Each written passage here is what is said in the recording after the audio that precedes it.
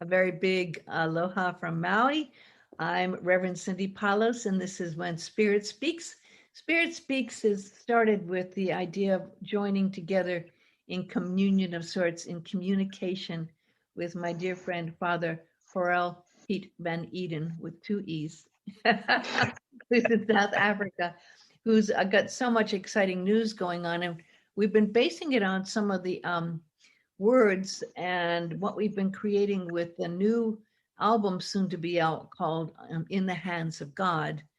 And as Father knows, I sit down and I meditate every day. And then of course this all kind of evolved after the passing of my sister Pam, and with words I posted, and Father so kindly was able to put music to.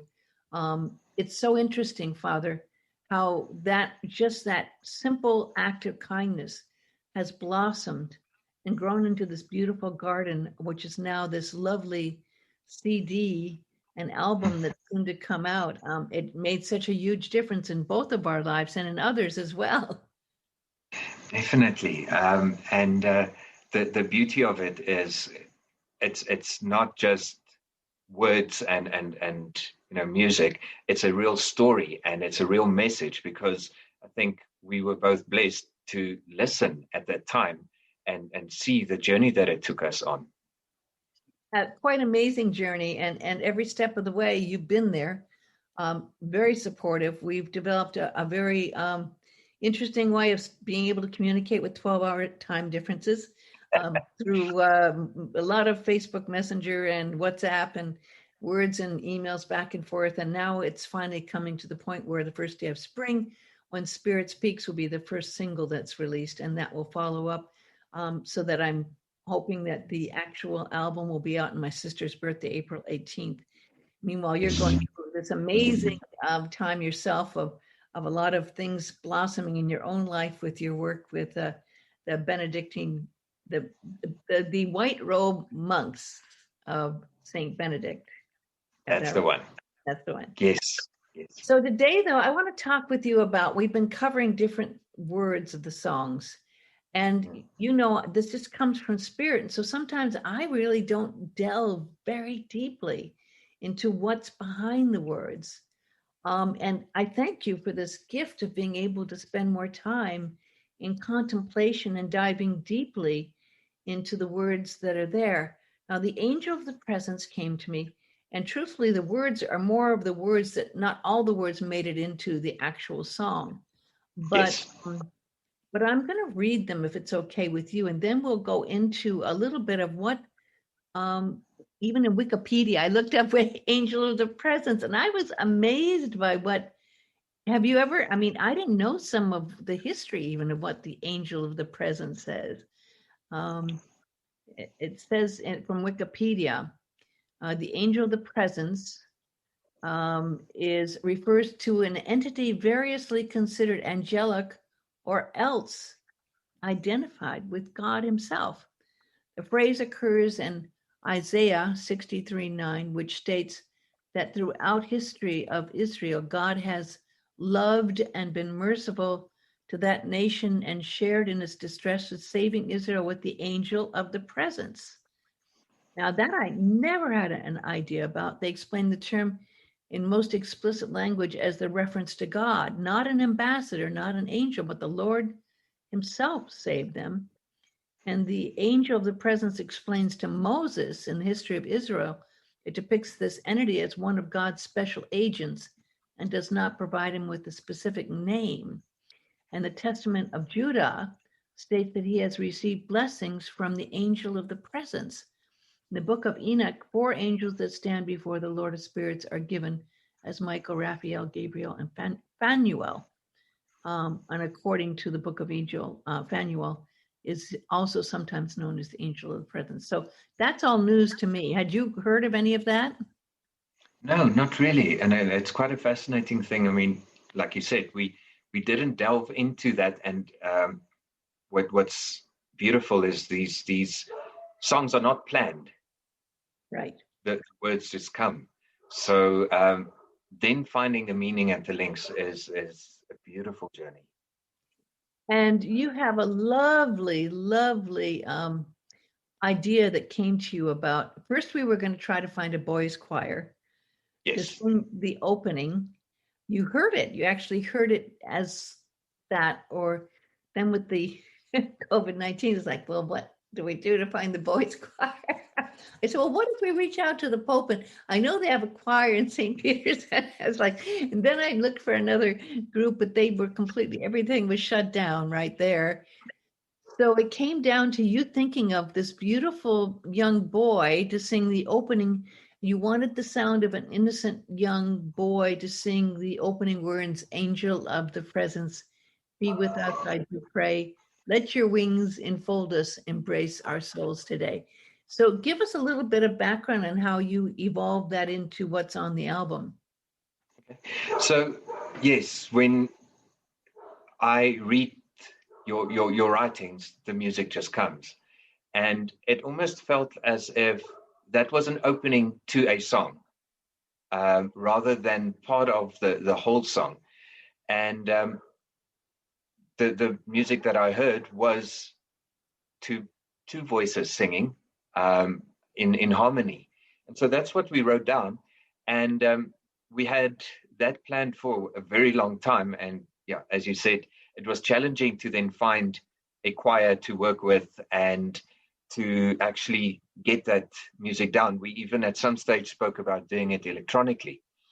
And my sister then reminded me that our cousin in the UK has a son, Tiago, and he loves singing and he loves God. And so I reached out to Yolanda, and she said, by all means, and we had a chat, and I sent him the music. And a day later, we had about 40 takes that they had done. Now, what was interesting was it wasn't done in a studio. We did it on a cell phone, and the takes were done. He was actually kneeling by his bed and praying, and they recorded his prayer. And even after that, I mean, this is now a month plus later, and he still uses that prayer at night when he goes to bed, which is quite beautiful to me. And then we sent it on, and yeah, I think it just formed a beautiful introduction It to is the message. beautiful, and it holds the innocence. Yes, And with the help of Stephen Malillo and his magical ability to create sounds that are from heaven, he made it sound as if the boy was in church and praying. And he, ideally, you do not want a recording being done with an iPhone. But I mean, the way yes, he was able to save that and enhance it and do it is mm, really precious, absolutely yes, precious, and so perfect. And when I wrote Angel of the Presence Be With Us, I do pray. I didn't know any of the background. I just talked about, yes, I just sometimes feel the angel of the presence. And I, I didn't ever put a definition on it, but I feel it. But what I also feel when I feel the angel of the presence is this wonderful feeling that's so heavenly of the wings, especially in hard times, the wings actually enfolding you and protecting you. And yes, that is what I started this the words out with. And the next ones kind of really employ that same thought. The world seems lost in shadows. Of course, this is all written in the midst of the COVID.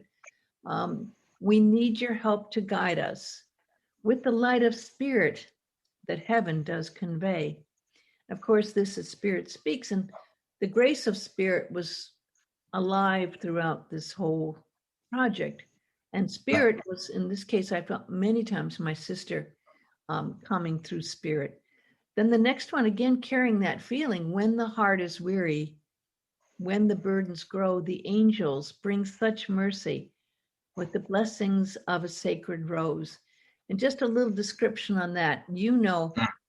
I've been very blessed to have a deep connection with Mother Mary, and I pray to Mother Mary, and I offer myself in service to her each morning in prayer. And I have many times felt many miraculous things come through Mary's blessings. One time, my friend John had a stroke, and he wasn't even aware he had a stroke, but I saw him, and his mouth was completely drooping on one side, his eyes droopy, he couldn't speak clearly. I said, "You got to go to the hospital right away. You have a stroke." No, believe me, you had a stroke. You don't know it. So in the hospital, in the emergency room, I'm praying to Mary, and the doctors do what they do in the hospital, and the beeping and the things and things. And so come and say, "Oh, well, he's had a stroke. We're going to have to do tests. We're going to have to admit him. A lot of times, this is just the start, and there's going to be even more. And this is very, very dangerous." And I'm praying and praying, Okay, after an hour there in the emergency room, praying all this time, I look at him, and he completely was restored. His eyes back to normal. His speech is back to normal. He's not anything with his mouth drooping. And I said, "John, you're fine now." And so the doctors come in and said, "Look he's recovered." And they said, "Well, no, that doesn't mean anything. We're going to put him in, and we have to do tests. This is probably just a prelude, and he'll probably even get a worse, stroke." And we said, "No." And they even said, "Do you want to see in the morning him dead because you didn't admit him to the hospital, that you're going to be responsible for his death?" Wow. Well, I don't believe that. I believe that there were prayers, and the prayers worked, and they got really upset. And after that happened, I bought a rose bush to Mary. $9. It was like this much. Now the rose bush is 9 feet high now and wider than it's like about 4 feet wide.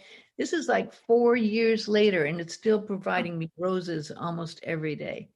I call the rose bush Mary. So just that's a backstory with the blessings of a sacred rose, right? Long story short, that's the blessings of the sacred rose. These times have changed our lives. We need more faith each day, with God's presence there inside us to guide us on our way. And, these times have tested us, Father. I mean, these have been, the hardest times that I can imagine.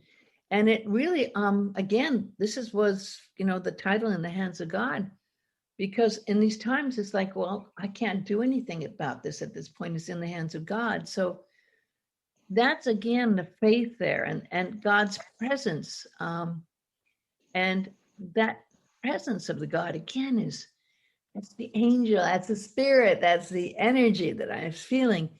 And then I go back to the angels. Heavenly angels surround us. We are not alone. Turn all worries over to the Lord and let his will be done. And I think that's probably the hardest thing to do at any time, is just say, God's will be done. And it may really be not what we want at all. And many times it isn't, but it is all you can do. And then I go back to the course, when the heart is weary, when burdens grow, angels bring you mercy with the blessings of a sacred rose. Then I go back to the Holy Garden, because that's such a beautiful place I've been in spirit to. There is a Holy Garden, a place of peace where you can go. You can turn within and dwell there and find the blessings it bestows. And that's a place I go to in meditation. Then we go, petals of the sacred garden fall. Again, that's the petals falling, which is the blessings, and bring blessings here. The spirit lifts you up when the angel's presence appears. So that's the long story short on the angel. And then you brought this very heavenly music to it that, which I felt was perfect, very uplifting. Can you tell me what occurred to you in creating the music on that, and your feeling of the angel of the presence? So it's a very interesting song. It's quite different to the other 5 that we did, in the sense that it has the opening with the child, and then the middle part where Darlene comes in, and she brings a beautiful message of peace and of the angels and of hope. And for me, there are always angels around us. We just forget to sense them, and to open our eyes and actually our ears to listen for their messages, and to see how we are really protected. And the protection isn't always physical. People still get hurt, even though there are angels around them. But their soul and spirit, those are the things that are protected. And it's a big message for a lot of people, and for myself, is that God doesn't promise us physical safety. We are going to get sick. We are going to go through challenges. I mean, this year with the lockdowns and stuff that we did have been harrowing for many, many people. And we were never promised to be free from that strife. We pray and we ask the Lord to keep us safe from it, or keep us away from the strife, but it does happen. And we believe that there's lessons in that for every single person. But the message that we have is that we are still enclosed in those wings of the angels, that we are not alone, even though we sometimes feel that way. And so that was the message of the song. And the end, with the petals from the sacred garden, the music changes yet again. So it moves out of the somber begging of our soul into the joy of the petals falling and creating this lovely image for us, and the reminder that the angel of God and the angel of the presence is always there, and God is always there. It's so beautifully said. And that, of course, is what's so key, is remembering to remember, being able to pray and meditate and go to that place and find that peace and that sacred garden inside. And in this last year, it's interesting how many people did turn to prayer and meditation, looking for answers.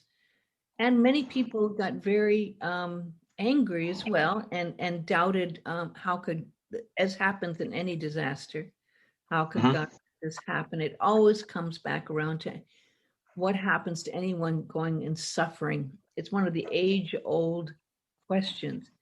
If God is good, if God is there, how could he let this happen?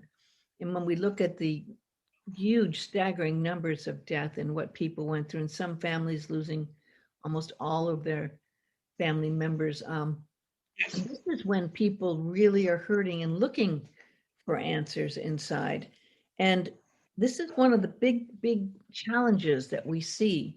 And when people come to you, as I'm sure they must in this time, how do you counsel them about this hard situation? We don't know why this is happening. We don't know what God's plan is. And that is extremely uncomfortable and hurtful for us, not to know why everybody is hurting so much and why people are dying. And all we can do is try and show compassion. And we can remain faithful that there is reason for all of this. And it's not a human reasoning. And that is a big thing for us. We feel our pain and our despair in ego. And that is what then almost cuts us off from God. So the counseling that I focus on a lot is just remember the roots, go back into yourself and listen. And you'll find something there that reconnects you. If you open yourself up, and it is difficult. It's one of the most difficult things to do when you are going through pain, when you are going through heartache. We see so many families dying, and it's family groups that pass away, and the people around them are hurting big time. And how do you then tell that person, yes, but God still loves you? It's easy to forget that part. And that's where we then just say to them, be quiet, or scream. Whatever works for you. But in the screaming and in the silence, there is God, because God is everywhere and has never forsaken you. And that's a big thing for me to try and get over to people. Every morning when I say Mass, it is one of the biggest things that I pray for, is that the light that we share gets shared with everybody who needs it. With the album as well, that it's my daily prayer that it's easy to record an album, and it's easy to put it up on a shelf somewhere, but that was never the goal of what we wanted to do. The goal of the album is to shine light where people are filled with darkness and sadness, and so hopefully we can help people through that by the words, by the music, and by the messages that we share. And yeah, that's basically the counseling we do, is just trying to show people that there is still light, even if they don't feel it at the moment. As you were speaking, I thought about how our friend Stephen Melillo was able, through his music, to capture the parts that kind of touch my heart and bring me to tears sometimes, is when, while the music is rising and going upwards, there's also sometimes that crossing point right in the middle where it's going down and you feel that cross in your heart. And it's that moment that carries an understanding both the anguish and the glory. Yes. And very hard to put that in words, very hard to express that. But in music, in the way he created the music for this, you feel that, that pain, and at the same time, that hope. I let a very dear friend of mine hear this, who I've co-produced many albums with, and she lost a cousin of hers a year ago, and she was listening. I was very nervous about her listening because she's gotten 6 Grammys, and this is the first project in a long time I've done without her. So I'm going, I don't know what's going to happen when she listens, right? And she called me up and she was in tears. She was crying. Wow. She was crying. She says, "This is so beautiful." And it immediately, I felt the spirit of my cousin present when I was listening to these words. And I'm feeling chicken skin here. I mean, because, that's what you and I have felt sometimes. When we listen to some of that music, it would bring tears to us. And that was so powerful that indeed it wasn't just you or me, because we're very involved in this project, but it was someone else who didn't know what was behind it that was able to feel that. And I think I can't help but think of the cross. You have the power of that cross, the light and the vertical and the energy of spirit, but also the cross across the horizontal line, and your heart right there in the middle. You have the energy of spirit and man, spirit and man, always bringing together some of that that energy that you feel when the two energies are crossing, right? And the I've heard a beautiful description of the pain that you described now. It's called exquisite pain.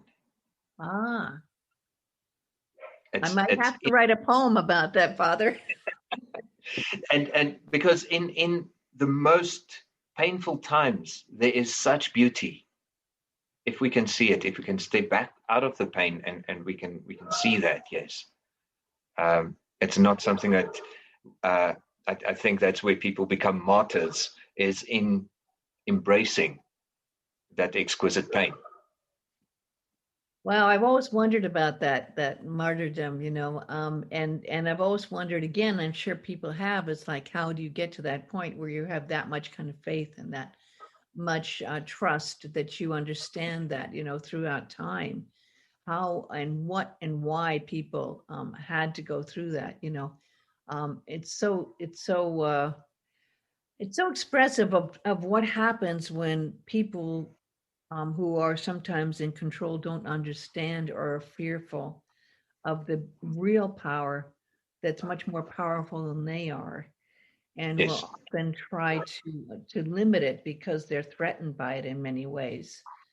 Um, and unfortunately, it also brings up for many why religions are so involved in even in their own religion creating pain throughout history, you know.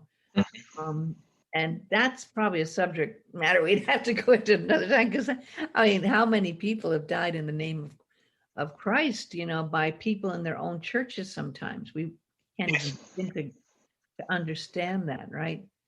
Um, but it's a powerful one. I mean, even if you go back to St. Francis and what he had to do to really stand up to create his own group. And I'm sure Mm. your group have had to stand up for what you believe, and it's beautiful to see you succeeding, um, and creating a new way for people to be embraced with that love of Jesus Christ, and your power in believing that beautiful things you say, that Jesus never turned anyone away, is so powerful. It is. It is. And I had a discussion about that earlier today as well, with people who come from the same religion, but different sects, if you want to call it that, or different denominations. And my father taught me one day, he was asked to go to another denomination in the Protestant church. And he asked the gentleman who wanted him to move over, he asked him, if I do not join your church, am I then going to hell? And the gentleman said to him, no. And my father's question from that was, so then why are you still talking to me? And that is such an important thing. You know, we have these different, I call dialects of the same language. We all speak the language of the Lord. Yes. And I mean, that's one of the songs also that Yeah. we are going to discuss. But we all speak the same language. It is just different dialects. And there's a beautiful saying that says there are many ways up the mountain. So all these different viewpoints that we have, the challenge is to honor each of them while standing true to your own. And for me, I love being, well, I focus on being open to learn from everybody, because the way that I perceive spirituality and religion is not absolute. Because if it were absolute, then we could read a rule book and follow the rules and then, meet God in the end of it. And it's not that. God is not such a linear entity or being that we can put it down in words even. And how do you describe feelings to everybody? And how do you relay the feeling of the presence of the Lord to any single person? We try. And again, I mean, the album is for me, a modest attempt to try and explain what we feel. And the way that you feel and experience God is completely different to the way that I do. Yet we cross somewhere. And in that cross, I mean, when I have a down day, you go up, and we bring that it harmonizes in the end. And I think if people can start embracing that, the world could be a much more peaceful and tranquil place. Absolutely. Amen on that. And I have to say that you know, I follow mystic Christianity, and Mm-hmm. even in my teachings I do on Insight Timer app, I realize so many people still have issues even with the word God. And they don't understand even how I'm expressing it, because I'm not necessarily one way or another, because I'm following what comes to me through spirit and through my experience with God. And I know that I could reach more people if I just did mindfulness meditation, probably thousands and thousands more. But Yes. I can't limit it, because my love for God is so great. And I think that love joins you and me and is expressed through this music and this album. That love of God is so great once you experience it, that all you can do is keep trying to express it and share it Yes, with others. And it's almost impossible. That's what keeps driving me on to do more and more, because it's inexpressible in a way. But I think I have to thank you so much, because you understood where many wouldn't, and you were able to express it as well through your music. And I really look forward to always talking to you, because you enlighten me on many subjects and ways of looking at things I hadn't looked at before, and explain some lovely experiences you've had. So I just want to thank you again. I'm eternally grateful to you for the work you've done on this, and also for the way we can share this time communicating what's going on inside with this process. So the angel of the presence is there, and it's alive and well, and it's in the songs and music, and it's also in your hearts, and it's there for everyone anytime they open themselves up to it and need it. There's that beautiful angel of the presence. definitely. No, and I need to thank you as well for allowing me to be part of this journey. I mean, it's a dream that we discussed many years ago, and finally it's here. Well, that's all the time we have for today, but we'll continue the journey, and looking forward to how it beautifully unfolds together with the grace of Spirit and God. A big aloha, and thank you, and thank you. Thank you so much, my friend. Have a beautiful day. Thank you. I will indeed. You do too, and what's left of your night. Bye-bye. Lord, be with us, I do pray. Let your wings enfold us, embrace our souls today.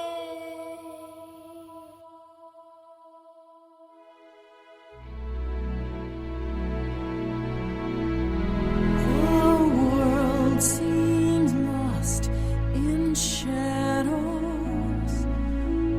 We need your help to guide us with light of the Spirit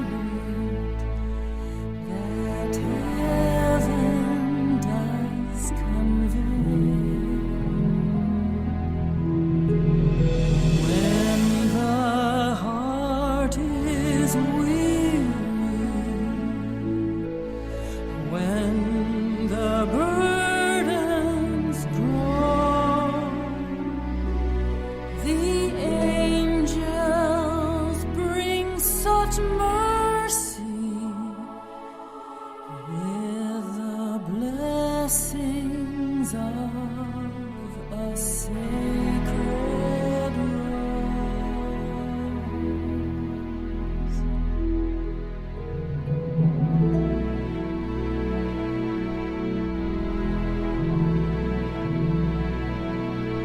The angels all surround us. We are not alone. Turn worries to the Lord and let His will be done. When the heart is weary with a heavy cross to bear, the Lord will bring you mercy and remove all dark despair. Petals from the sacred rose will fall to take away